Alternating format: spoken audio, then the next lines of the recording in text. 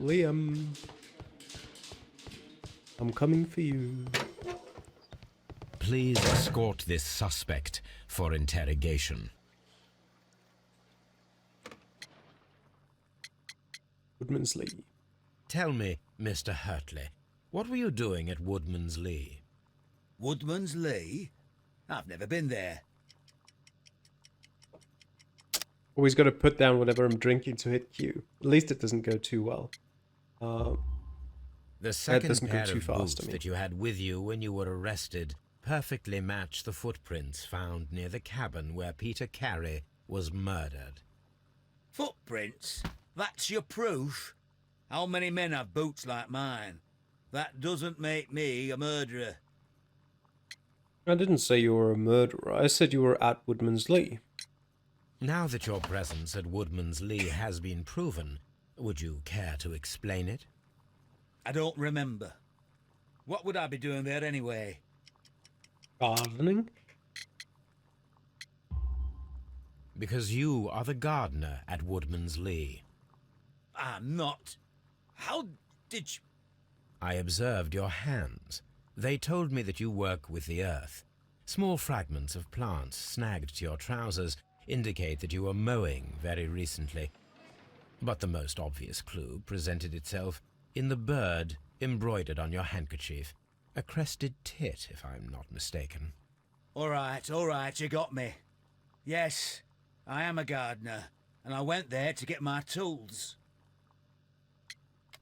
What did you hide? So tell me, Mr. Hurtley, what did you hide? Hide? What are you talking about? I'm ready for Q. The letter. I did as you asked and hid them well. Should I continue? My letter? But the ink? That's impossible. A touch of chemistry, nothing special. He's so You're proud a of that. smart one, but it's nothing. If you want to know, I was referring to my tools. It was to do with my work, see? I will check that, Mr. Hurtley. That's all for now. Hurtley's stories are false leads, but now I know one thing for certain. I must examine the site where the garden tools are kept at Woodman's Lee. Yes, I suppose. Something hidden. Okay. No other clues at the moment, so we might as well go and check them out right now.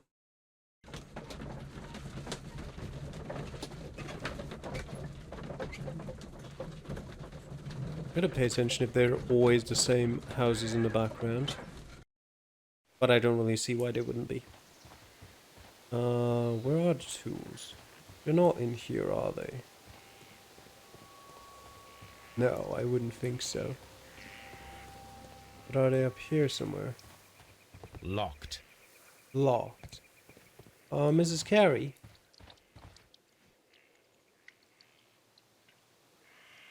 Do you have a key? Does the name Liam Hurtley mean anything to you? No, I don't know anyone by that name. Could you lie a bit less?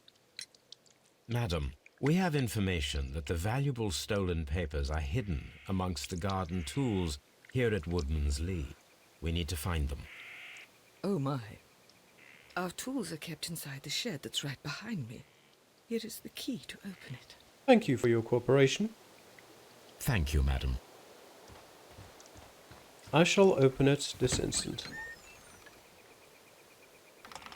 Let's see what could be hidden here.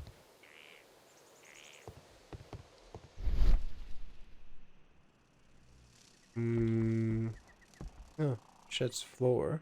Wooden planks. Ill-fitting plank. And there we go.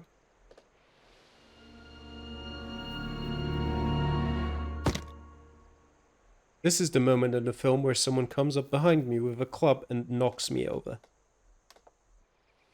Let us see what is in this box. Rotate the lock cylinders to form a complete line. Please note that some lines are deceptive. Okay. Is that not a complete line? What is a complete line?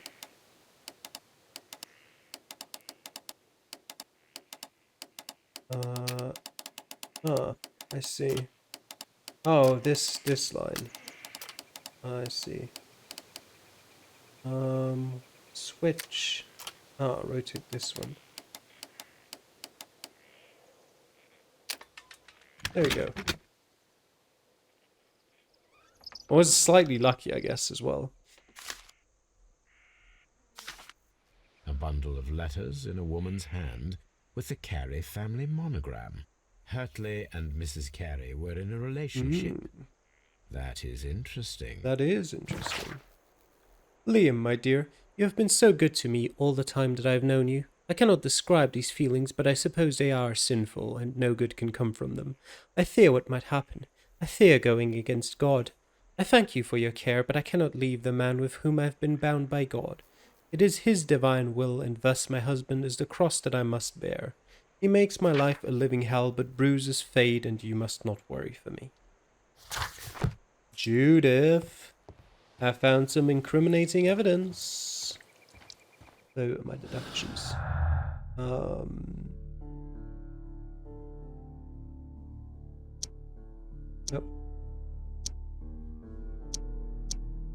No. Obviously not. Oh. It has no connections, apparently. Oh, there we go. That was something. Feat of strength and lucky throw.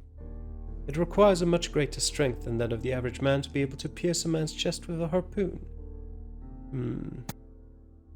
There is a remote possibility that an unskilled and untrained man could manage to pin Peter Carey to the wall with a harpoon.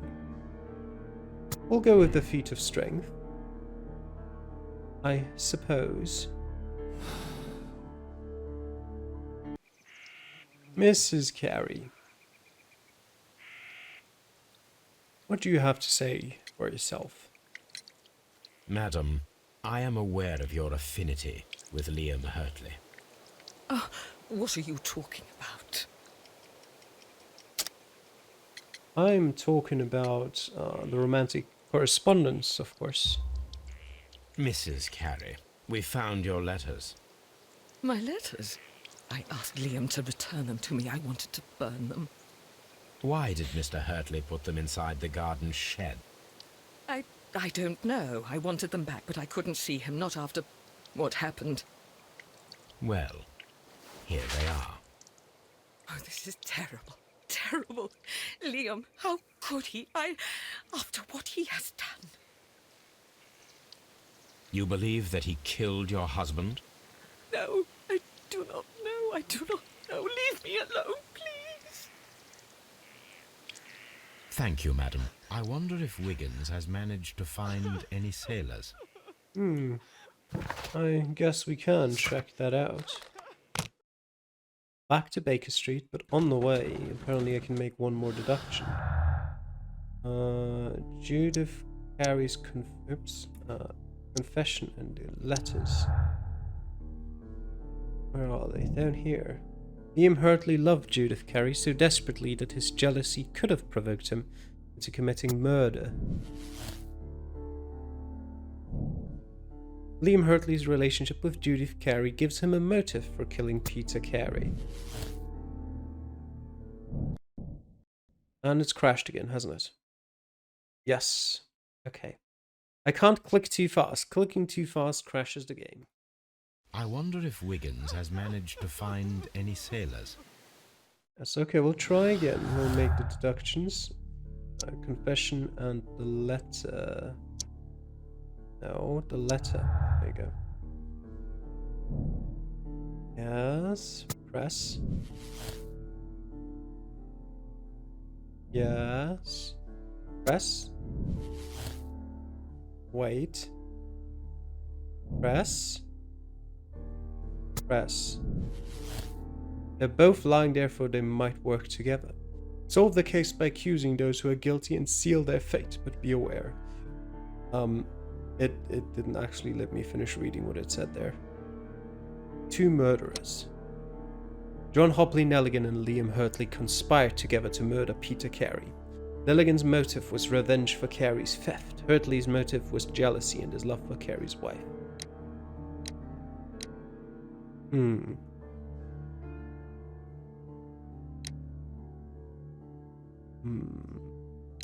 We will continue the investigation.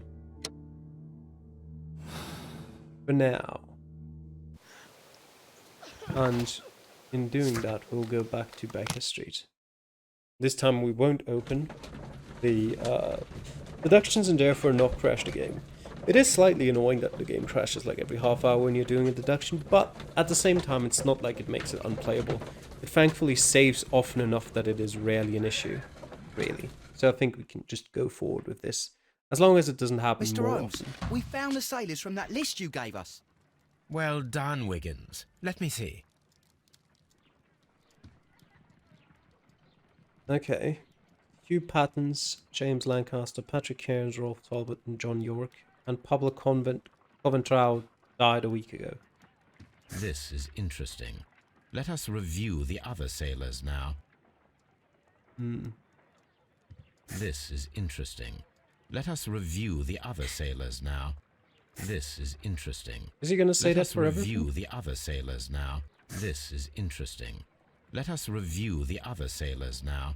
This man is a harpooner, and his initials are PC, the same initials that were found on the tobacco pouch. Wasn't that Wiggins, just for Peter could you Carey? gather some information on one of the sailors that you found? His name is Patrick Cairns. Sometime later. We found Patrick Cairns. Good job, Wiggins. Where is he? He lives in a small furnished dump of a room, but he's always at the Sea Witch pub, where he does arm wrestles for money and drinks. Excellent. Here is your reward. 2 guineas. Thank you, sir. Okay. Well, we're off. Well, we can't be off. Can't go there.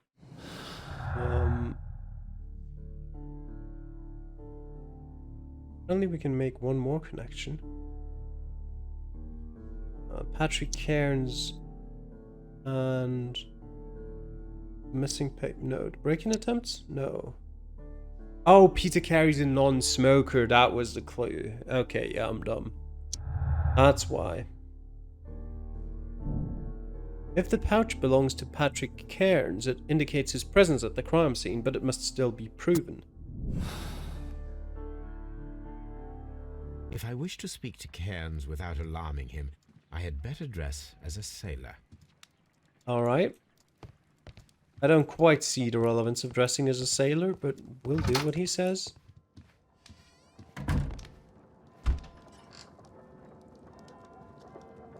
Where's our sailor suit? There's our sailor outfit. And I guess it also makes sense to not wear a top hat. Yeah, there we go. That looks more like a sailor now. I can approach Cairns and see if he recognizes the pouch. Yes. Let's see which pub. We shall go there.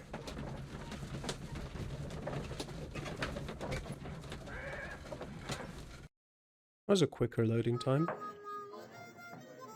Right, who of you gentlemen is Mr. Patrick Cairns? Is anyone doing a bit of arm wrestling on the side here? How about you? Patrick Cairns. Always get the names mixed up. Hello there. Are you Cairns? What do you want? We've heard all about the gambling on arm wrestling here. You seem like the likely sort, and I'm up for it. I start at 10 shillings. Suits me.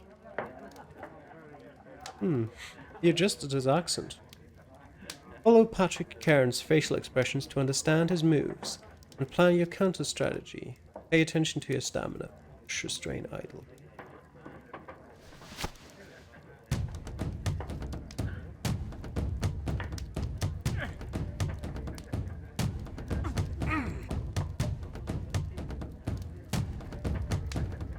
Yes.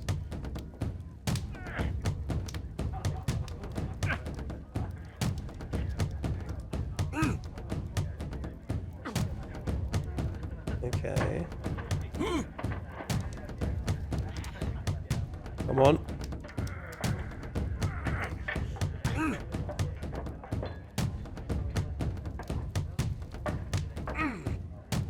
Get down there.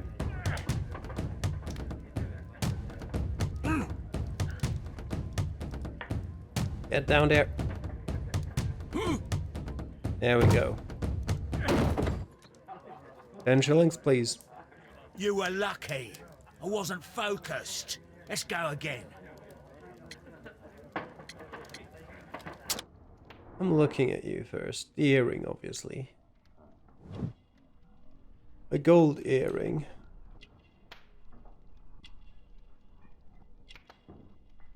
Okay. Cheap clothes.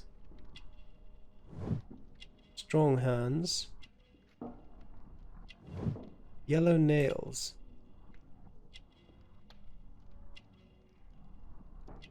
A tattoo.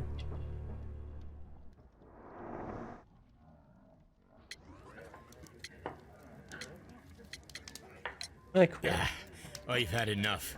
No, he's not too Come strong. back later when you can use your arms again. Okay, so I assume I have to beat him multiple times. Alright, let's continue. I'm ready to try again. Fine. If you want me to take all your money, no problem with that.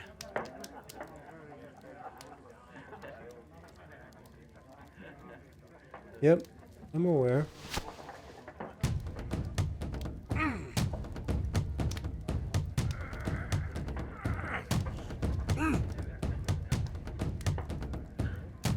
Push, push, push, push, push. Restrain. Push, push, push, push, push, push. Restrain. Push, push, push, push. Down he goes. What about now, Patrick? Well, good for you, I reckon. You're stronger than you look. Here's your 10 shillings. What about the 10 from before? I'd like to buy you a drink. Good winner as well. That's good. Let's have a drink.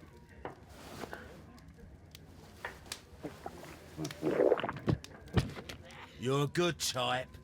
Seems you've managed to settle down in life. You've got money, eh? Not all that much. Oh, well. At least you're not as poor as me. Why do you say poor? You're not working?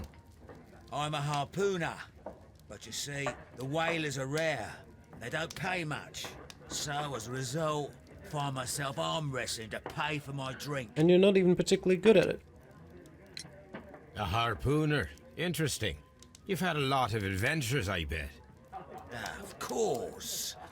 It's been a dozen years since I've sailed. I've seen everything. Old Wallace, damn Black Peter, Great Roger. We sailed to the Cape of Good Hope. Black Peter. Black Peter, you say? I've heard rumors about that one. He was the worst of them all. He was a liar and violent too.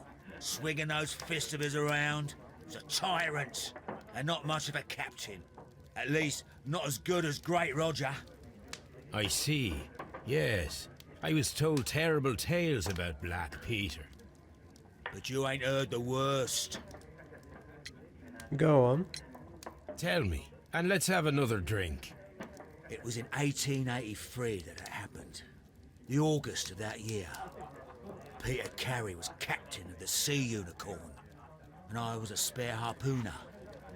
We were coming out of the ice pack on our way home.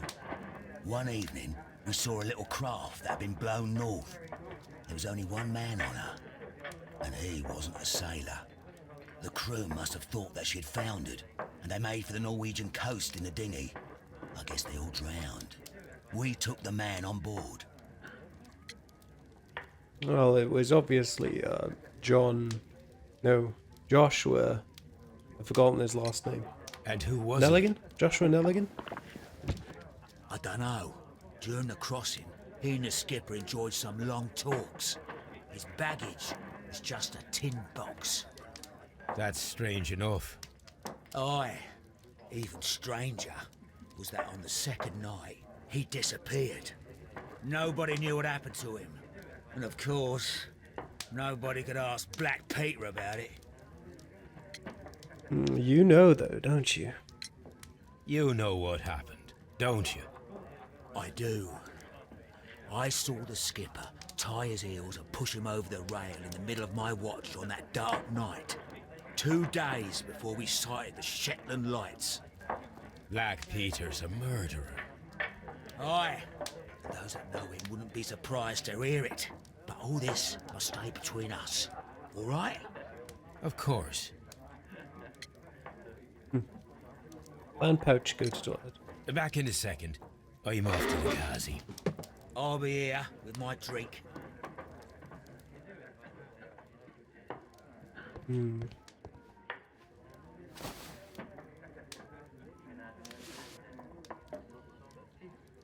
Okay. Is it already? Here it is. Okay, there you go. Investigate the suspect is completed. Determine if the pouch is his. I'm back from the toilet. That was quick, right? Have you got any tobacco? I've run out of mine. Nah, I lost my pouch. I don't know where. Wait a minute. What's this? Oh, is this your tobacco pouch? Well, oh, it is. Well, I have to go now. I know a captain who's planning an expedition to Cape Cod. Captain Ahab's his name. He commanded the Pequod. He might need good harpooners. I'll tell him about you. Maybe. If you like, aye. I'm done here. It's time to leave. Yes. Make another connection. Patrick Cairns in his pouch. Cairns has confirmed that the pouch belongs to him. This means that he was at the scene of the murder and thus proves his guilt. Or Cairns has confirmed that the pouch belongs to him. This means that he was at the scene of the murder but does not necessarily prove that he is the murderer. I'd like to go with this option, please. Pouch proves the visit. Not murder, necessarily.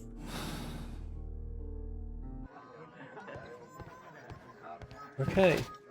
But I do think we are pretty much done with this now. We've looked at all the suspects, we've included all the evidence, I suppose. Yeah. Peter Carey was trying to conceal the murder of John Nelligan's father.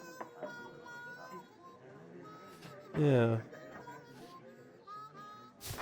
It does make sense, everything. So I'm assuming we're gonna go with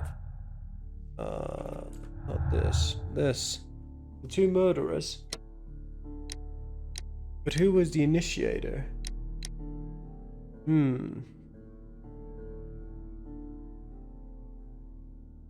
From all I know, if Nelligan had figured out that his father was murdered by Peter Carey, then him being the initiator makes sense. And the gardener, as the accomplice, just went along as, well, he wanted Carey gone as well. The other opportunity would have, of course, been if Hurtley was the one who figured it out and then told John about it. But I wouldn't say poor Nelligan was just following in his lead. Yeah. I would say Nelligan is the initiator. I could, well, maybe it is one more talk with the 2. Just to see, with the new information from that, from what happened that day, whether they've got something new to say in response to that. If they don't, then I know what I'm choosing. But maybe they can convince me of another option.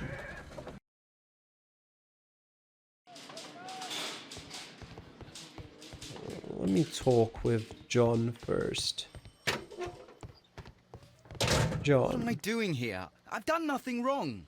Okay, I can't talk with I'm not you. saying Okay. another word. Well, then I know who it is who's taking the majority of the blame, I guess. It is Nelligan.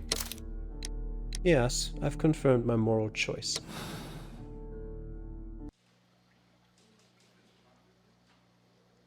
The case is solved. I am now ready to present the guilty party. So tell me, who killed Black Peter? Nelligan and Hurtley.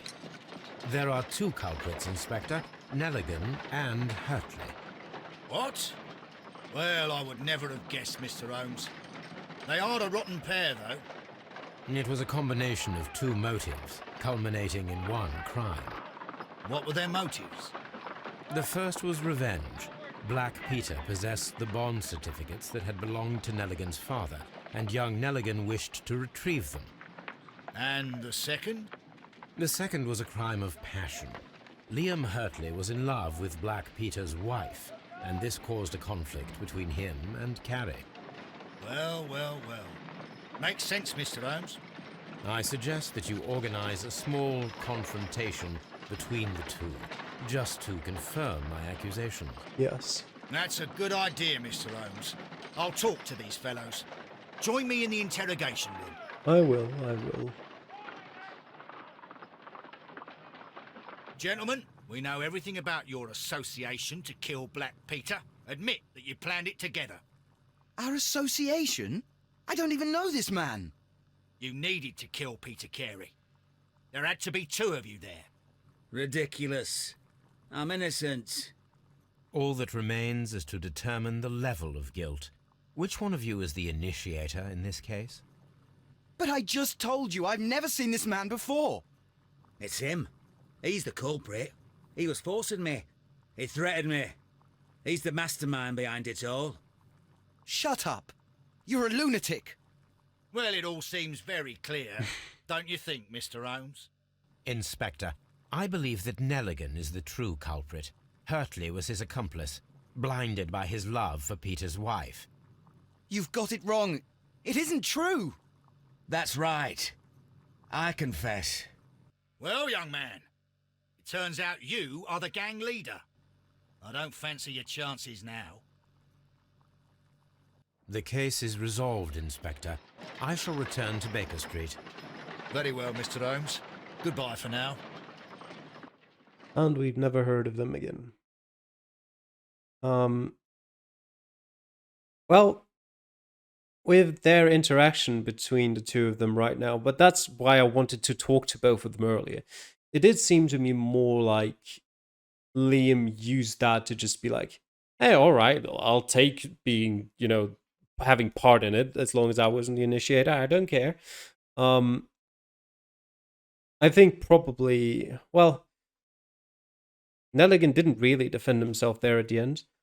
I'll hold to check my conclusion. Sure, I'll accept my decision anyway. It was my decision after all. Clues found, conclusion, two murderers. I found all the clues. Does that mean the conclusion was false? I assume so.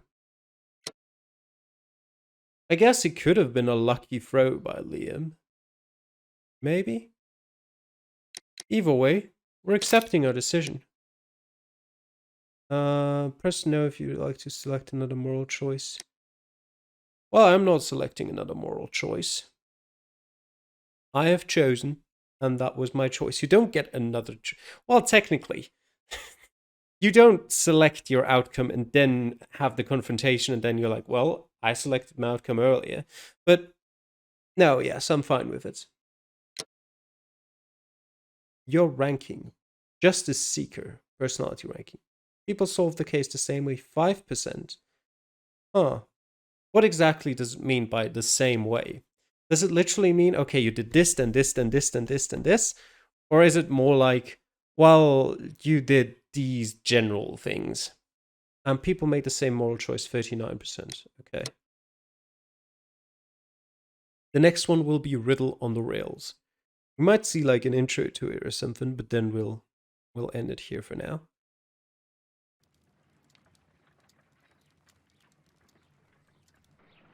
This trip to the countryside will be good for you, Holmes. Hmm. As your friend and your doctor, I really do recommend that you give yourself a complete change of scene. Fresh air, brisk walks, bird watching, chopping wood. Sounds intolerable. I mean, certainly it sounds delightful. But you haven't yet told me who your friend is, the one we're going to visit. He is a bee lover. A bee lover? Do you mean that he keeps bees? That must be Mrs. Hudson, bringing the warm cloth that I requested. There is someone to see you, Mr. Holmes. I have no time. Send whoever it is away. Yes, Holmes, I really think we ought to leave now.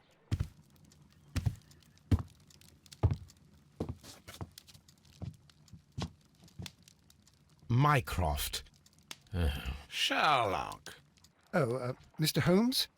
Perhaps you don't remember me. I'm Dr. Watson. We met at the Diogenes Club a few years ago. I documented our encounter in a short story I gave the title The Greek Interpreter. He does remember you, Watson. My brother remembers everything, and that is why he is so valuable to the government. We're about to depart for the train station. I know. You know? Sherlock, I need your help. There are people who presently threaten both our country and the Crown itself. You must help us with those methods of yours. Need? Help? Those are not words I would readily associate with you, Mycroft. I wrote you a letter, but you did not reply. And this is not about politics. It's about people. People similar to those whom you pretend to defend in your petty detective affairs. Everything is about politics with you, Mycroft. I'm not interested. Have some of your agents, your spies, or worse, undertake this job of yours. You are defending your people, and they have little to do with the people I choose to help, I can assure you. That is the point. You think exactly as they do. Who are they? The Merry Men. He is talking about the Merry Men, a band of idealistic terrorists. Sherlock, do please think about it. They are planning something diabolical. Your country needs you. You need me, Mycroft, and you are not the country. Although if your waistline expands very much further. Mrs. Hudson, tea will not be necessary. Dr. Watson, the train conductor, Mr. Parker, is aware that you will be 7 minutes late. You are in the 4th car. The train will be waiting for you. Sherlock, enjoy your time in Staffordshire. And do, please, at least write to me on your return. Okay. And that is where we'll end it for now, and we'll be back with this chapter 2 of Sherlock Holmes, Crimes and Punishments in the next episode. I hope you enjoyed watching. I'll see you guys next time. Bye.